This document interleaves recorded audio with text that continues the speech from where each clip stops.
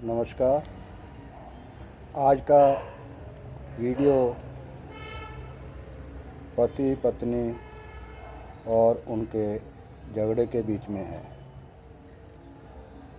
ये वीडियो बहुत ही इंटरेस्टिंग होने वाला है। ध्यान से देखिए, आखिर तक देखिए, बड़ा मज़ा आएगा। कोई भी पत्नी अपने पति से खुश नहीं है, कोई पति अपनी पत्नी से खुश नहीं है। ऐसे कुछ ही पति पत्नी होंगे जो कहते होंगे आई गॉट द बेस्ट। अगर कोई ऐसा पति पत्नी है, कृपया कमेंट बॉक्स में ज़रूर लिखिए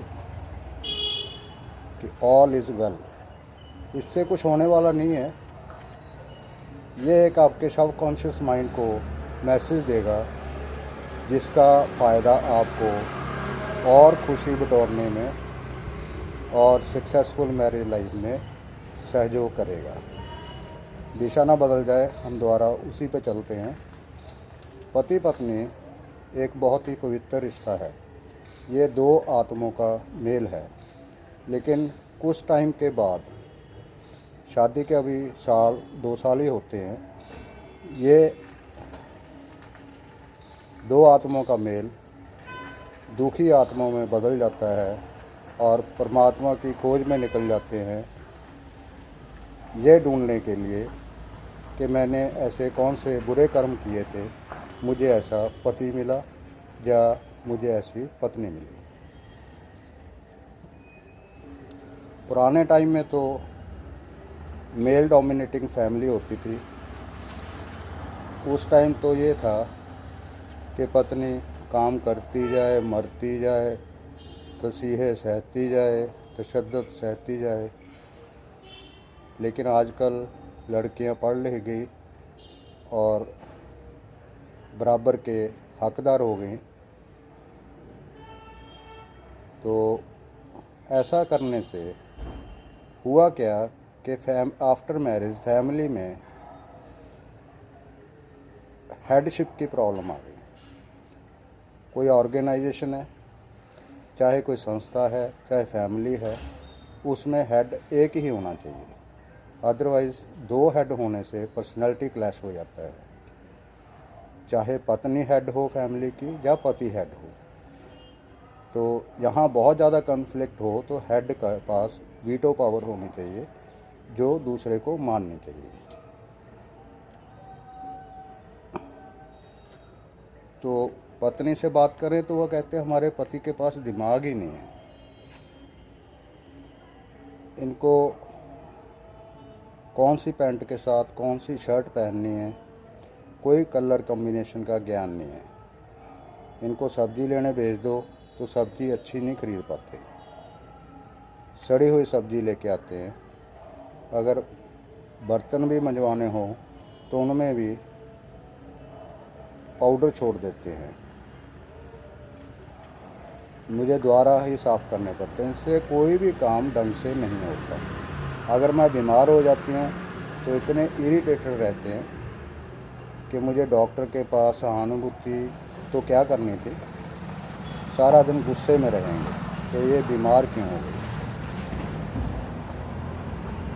ये बात बात पे मुझे एहसास कराते रहते हैं कि आपको घर का काम नहीं अच्छी तरह आता, आपको सब्ज़ी अच्छी नहीं बनानी आती, तो सारा दिन इसी में गुजर जाता है। लेकिन मैं देखती हूँ जब बाहर होते हैं पार्टियों में या किसी के घर जाते हैं, बड़े खुश रहते हैं। जैसे ही घर में आ जाते हैं, पता नहीं क्या सांप काट जाता है इनको। बुरा हाल चेहरे का होता है, ना कोई हंसने की बात करते हैं और हमेशा नेगेटिव वाइब्रेशन छोड़ते रहते हैं। तो इनके साथ गुजारा करना बड़ा ही मुश्किल है। ये तो मैं ही हूँ जो इनके साथ टाइम काट रही हूँ। अब पति से बात कर लो, उसकी अपनी कंप्लेंट्स हैं। सबसे बड़ी कंप्लेंट तो यही है कि वो कहते हैं कि मुझे बगैर मेकअप किए पत्नी का चेहरा सुबह सुबह देखना पड़ता है।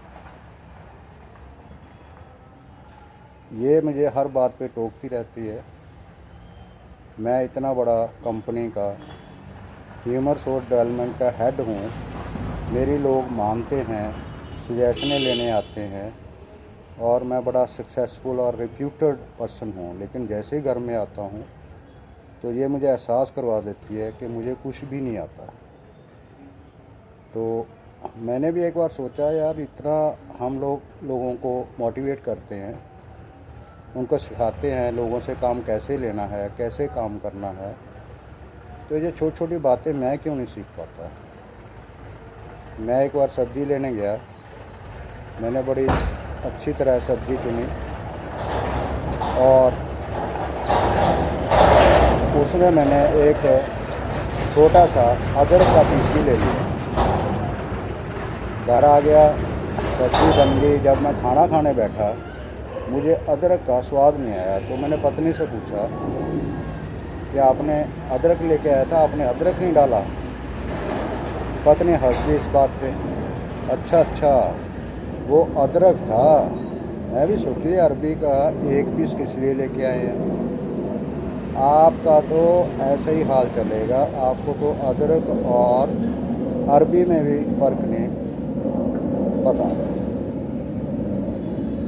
मुझे फिर एक दिन मैं सब्ज़ी लेने गया तो मैं भिंडी का पहले रेट पूछा, क्वालिटी देखी, बकेट में चुन चुन के भिंडी डाल रहा था। साथ में एक लेडी थी, वो भी भिंडी चुन रही थी। मुझे कहती, भाई साहब इकट्ठी करके एक मुट्ठ में भिंडी डाल लो, कोई तो कच्ची आ जाएगी। मैं बड़ा परेशान हो गया, यार ये सारी फीमेल्स ऐसी ही होती हैं कि हम ही बेवकूफ़ हैं। हमने सारी डिग्रियां की हैं, मास्टर्स किए हैं, ये वाकई में हमारे में ही कोई कमी है। शादी के बाद इतना इन्फीरियरिटी कम्प्लेक्स आने लगता है कि इसका कोई हल नहीं है और इतना फंसा देते हैं। अगर घर में बैठे हैं तो कहेंगे यार दोस्तों के साथ मिलो, चलो हंसा करो, बाहर निकला करो। अगर बाहर जाते हैं तो सारा दिन कहती है आप दोस्तों में ही टाइम गुजारते हो, आपको घर का कोई फिक्र ही नहीं है। अगर घर में बैठेंगे तो वो कहती है बाहर चलो, अगर बाहर चले गए तो घर में बैठो, समय नहीं आता। इससे मुझे एक बात याद आती है मेरे बॉस की। मैं रिक्रूटमेंट मैनेजर था। मैंने एक लड़का जो मेरे बॉस के जान पहचान का था, मैंने उसकी अपॉइंटमेंट कर ली। कुछ दिनों बाद बॉस कहता है, यार आपने उस लड़के को तो कुछ आता ही आता नहीं, क्यों रख लिया। मैंने कहा जी आपको ये जान पहचान का भी था। अरे यार ये धर्मशाला थोड़ी है, ये ट्रेनिंग सेंटर थोड़ी है, जो आए उसको रख लिया, जान पहचान से क्या होता है। चलो ठीक है जी। कुछ महीने के बाद फिर रिक्रूटमेंट शुरू हुई, उसकी एक जान पहचान का फिर लड़का आ गया और मैंने उसको रिजेक्ट कर दिया। अब मुझे कुछ दिनों के बाद कहता, यार लोग बंदरों को भी सिखा लेते हैं, ये तो आफ्टर ऑल इंसान था, आपने ऐसे रिजेक्ट कर दिया। वही बात पत्नी की होती है, काम इधर कर लो उधर कर लो, आपको फंसा के ही रखना है। अब देखो, अगर कोई फंक्शन आ जाता है, इनके पास 50 साड़ियाँ होंगी, 50 सूट होंगे, ये तो ऐसे खड़ी हो जाती हैं मेरे पास डालने के लिए कोई कपड़ा ही नहीं है। चलो नई साड़ी और आ जाएगी, नए सूट और आ जाएंगे, फंक्शन में जाएंगे, वो अपना पार्लर के पास इतना टाइम लगा देंगे। हम तो बच्चों को लेके फंक्शन में घूमते रहते हैं, तो कई बार तो सोचना पड़ता है यार कहीं फंक्शन ख़त्म होने से पहले पहले आ जाए। फंक्शन से, रिचुअल से उनको कोई मतलब नहीं है। ये लोग तो बस अपना एक ब्यूटी कंटेस्ट समझती हैं, उसी में लगे रहते हैं। तो नोक झोंक तो होनी चाहिए पति पत्नी में। जहाँ नोक झोंक नहीं होती तो लगता है कि मैं दोनों में प्यार नहीं है। लेकिन नोक झोंक जब लड़ाई का रूप ले लेते हैं तो ये बड़ा दुखदाई हो जाता है। झगड़ा हो रात तक ख़त्म हो जाना चाहिए। तो एक कोटेशन मुझे याद आती है, when husband wife cannot argue they start quarrelling. और क्वारलिंग में क्या होता है, बड़ी हाई टोन का कंपटीशन होता है। वो आपस में एक दूसरे की बात नहीं सुनते, सिर्फ पड़ोसी ही सुनते हैं। तो ऐसा माहौल का कोई फ़ायदा नहीं है। पति पत्नी को बैठ के डायलॉग करने चाहिए, बैठ के हर समस्या का हल ढूंढना चाहिए। तो बात करने से बात बन जाती है। तो वो बात ना हो कि पत्नी एक बार बात सुना रही थी कि शादी के पहले तो मुझे बड़ी बड़ी गाड़ियों में घुमाते थे, होटलों में लेके जाते थे और पार्क में मेरा इंतज़ार करते थे आंख बंद करके। तो मैं कहती मैं आ गई, ये कहते तेरी आहट से ही पता लग जाता है। हवाएं ठंडी ठंडी चलने लग जाती हैं, फूल मुस्कुराने शुरू कर देते हैं। तो ये ऐसे नहीं थे शादी के बाद, शादी के पहले। तो शादी के बाद क्या हुआ, जब मैं ऑफिस में आती हूँ वही स्टाइल से मैं कहती हूँ मैं आ गई। हाँ हाँ, तेरी आहट से मेरा दम घुटने लगता है, ऐसा लगता है कि घर में ऑक्सीजन ही ख़त्म हो गई, नेगेटिव वाइब्रेशन आनी शुरू हो जाती हैं। इन बातों का मैं ये कहना चाहता हूँ कि इसको इम्प्रूव किया जा सकता है रिलेशनशिप को। एक तो fault finding in each other छोड़ दीजिए, एक दूसरे को इम्प्रूव करना की कोशिश छोड़ दीजिए, अपने आप को इम्प्रूव करिए। देखिए, लड़की एक अलग संस्कृति में पली है, लड़का अलग संस्कृति में पड़ा है। उसका कॉलेज लाइफ, उसकी जॉब और लड़के की दोनों डिफरेंट हैं। जब दोनों का मेल हो जाता है तो एक दूसरे के प्रति अडेप्टेबिलिटी होनी चाहिए। तो मैं तो ये चाहूँगा कि हर पति पत्नी को ऐसे कुछ टिप्स लेने चाहिए जिससे वो खुश रहें। एक छोटी सी ज़िंदगी है, उसके बाद आदमी पैदा होता है और मर जाता है। इन बिटवीन कोई अच्छी घटनाएं होती हैं, कोई बुरी होती हैं।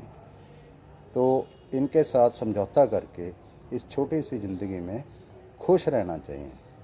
इसका असर समाज पे भी जाता है, बच्चों पे भी जाता है और अपने सेहत पे भी इसका इफ़ेक्ट जाता है। उम्मीद करता हूँ आपको वीडियो अच्छी लगी होगी। अगर अच्छी लगी है तो लाइक कर दीजिए, सब्सक्राइब कर दीजिए और शेयर कर दीजिए। हो सकता है किसी पति पत्नी के ये बातें काम की हों। Thank you, thank you, thank you very much.